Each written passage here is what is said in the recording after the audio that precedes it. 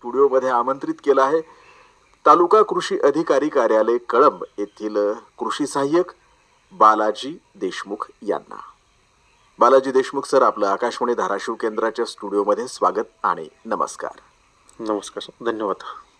Deshmukh sir, मी आता प्रस्तावना करताना तौराच्या बद्दल बोललो. आंब्याला जो सध्या तौर आहे, या तौराबद्दल माहिती द्या. कारण हा तौर कसा असतो आणि त्याचं फळधारणेमध्ये रूपांतर होण्यासाठी काय काय स्थित्यंतर होत राहतं. सर, कसं असते, आंब्याच्या किंवा कुठल्याही फळ पिकामध्ये एक निसर्गाची देणगी असते की एक 100% तोर लागला तर 99.30% तोर हा कुठल्याही फळबागाचा गळून जातो.